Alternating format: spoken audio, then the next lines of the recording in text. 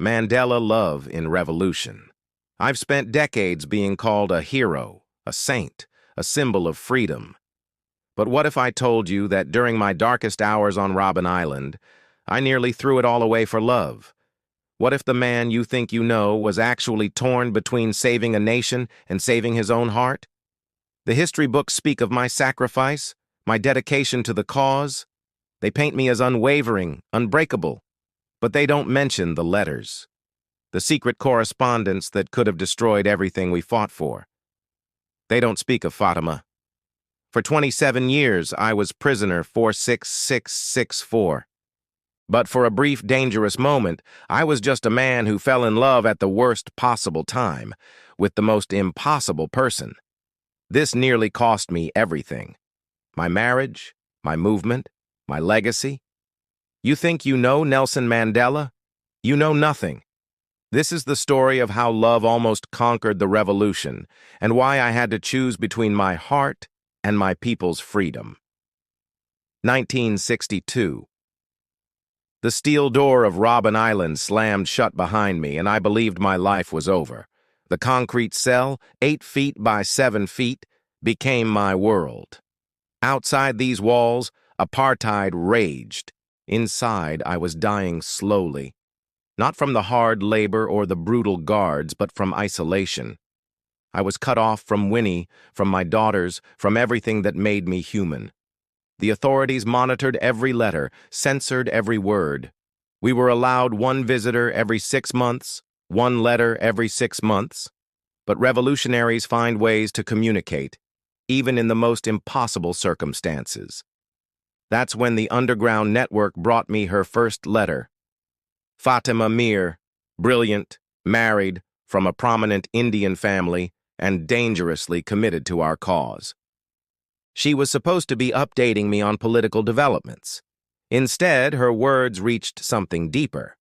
Her letters arrived hidden in legal documents, smuggled by sympathetic guards, coded in seemingly innocent messages about her academic work.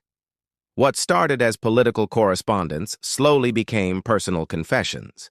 I was 44 years old, serving life imprisonment, and for the first time in this hellish place, I felt alive again. The rules were clear. No personal relationships with the outside world beyond approved family visits. But Fatima wasn't just any woman. She was married, she was Indian in a society that forbade interracial relationships, and she was a prominent activist whose reputation was crucial to our movement. Prison guards watched everything. One suspicious letter could mean solitary confinement, loss of privileges, or worse, exposure that would humiliate both our families and damage the struggle we'd devoted our lives to. But the real obstacle wasn't the guards or the censors. It was me. Every night in that cold cell, I thought about Winnie suffering outside, enduring harassment and arrest while fighting for my freedom. How could I betray her sacrifice? How could I even think about another woman while she carried our cause on her shoulders? Yet Fatima's letters kept coming, each one more intimate than the last. She understood my mind in ways Winnie never had. She challenged my thinking, shared my intellectual hunger, spoke to parts of my soul I'd forgotten existed. I was caught between loyalty and longing, between duty and desperate human need. The battle inside my heart raged harder than any fight against apartheid. What I wanted was simple and impossible, to be understood by someone who saw beyond the symbol. Fatima's letters became my lifeline. Through carefully coded language, we discussed philosophy, literature, politics, but underneath every intellectual exchange was something more dangerous: emotional intimacy. She wrote about her struggles as an Indian woman in our movement, about feeling caught between cultures. I found myself confessing fears I'd never shared with anyone: my terror that I might die in prison without seeing my children grow up, my doubt about whether our cause would ever succeed. Late at night, by candlelight, I would read her letters over and over. She didn't see prisoner 46664 or the legendary Nelson Mandela. She saw Rolihlahla, the man behind the myth. For the first time in years, I felt human. I began writing back with an intimacy that terrified me. I told her about my dreams, my loneliness, my growing feelings for her. Each letter was a risk, each word a potential disaster. What I wanted was to continue this connection, to build something beautiful in this ugly place. I wanted to believe that love could survive anything, even revolution. I wanted to imagine a future where I could choose happiness over duty. That desire nearly destroyed everything I'd worked for. By 1975, our secret was becoming impossible to hide. The letters were getting bolder. Fatima was taking enormous risks to see me, using her academic connections to arrange special visits. Fellow prisoners began to notice. Guards started asking questions, but the most dangerous obstacle was emerging from within our own movement. Winnie was becoming a legend in her own right, enduring police brutality, maintaining our family's dignity, becoming the face of our struggle. The contrast with my secret correspondence felt like a betrayal of everything she represented. Worse, some ANC members who knew about the letters were growing concerned. They worried that personal complications could compromise my leadership, that scandal could damage our cause at a critical moment when international support was finally growing. I faced an impossible internal struggle. How could I end something that gave me the only joy I'd known in prison? But how could I continue something that might destroy the movement I'd sacrificed everything for? The weight of representing millions of oppressed people while being human enough to crave love was crushing me. Every letter from Fatima brought both ecstasy and agony.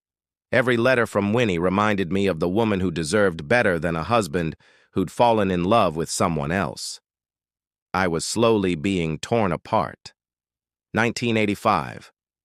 The letter that changed everything wasn't one I wrote.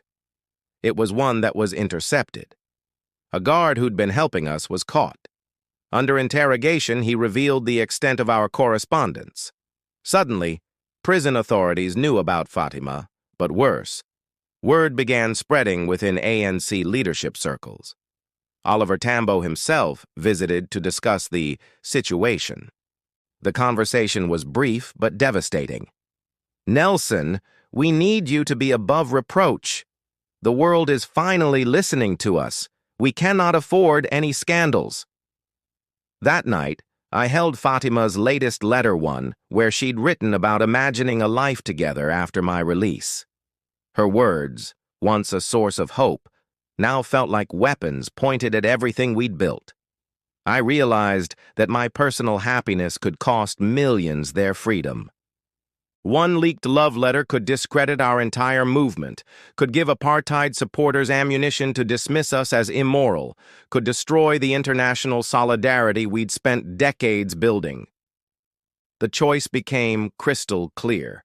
Fatima or the future of South Africa, my heart or my people's liberation. I made the hardest decision of my life. I wrote one final letter to Fatima, ending everything. I asked her to destroy all our correspondence and never contact me again. I chose revolution over romance, duty over desire. It nearly killed me. February 11th, 1990. I walked out of prison a free man, but not a whole one. The world celebrated my release. Cameras captured my reunion with Winnie, our raised fists, the triumph of good over evil. But inside, I carried the weight of what I'd sacrificed. Fatima was in the crowd that day. Our eyes met for just a moment, the first time we'd seen each other in person since those brief, risky prison visits. She smiled, nodded once, and disappeared into the celebration. She understood. She'd always understood. Within 2 years, my marriage to Winnie collapsed. The reasons were complex.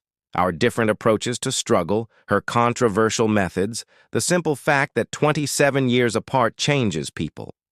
But I wondered, if I'd chosen differently in prison, if I'd fought for love instead of just freedom, would I be happier now? Fatima never spoke publicly about our correspondence. She remained married, continued her academic work, supported the new democracy from the shadows. Sometimes I'd see her at official functions, always polite, always distant, protecting the secret we'd shared. I became president, rebuilt a nation, won a Nobel Prize. But late at night, I'd sometimes think about those letters, about what might have been if I'd been just a man instead of a symbol. Freedom, it turns out, has many definitions. Today, as an old man looking back, I wonder if the greatest prison isn't made of walls and bars, but of the choices we make between love and duty.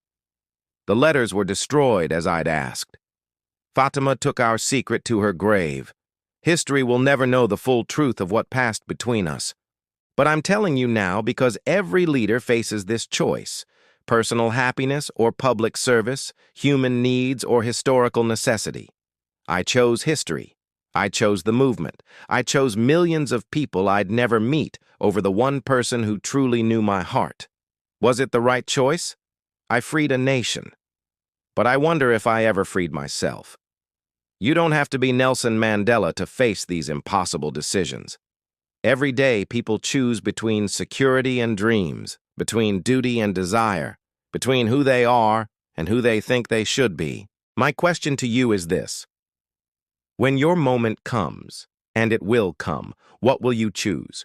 Will you have the courage to follow your heart, or will you, like me, sacrifice love for a cause you believe is greater? The choice is yours. But remember, whatever you choose, you'll have to live with it forever. What impossible choice are you avoiding right now? Share your story in the comments below. Sometimes the bravest thing we can do is admit we're human.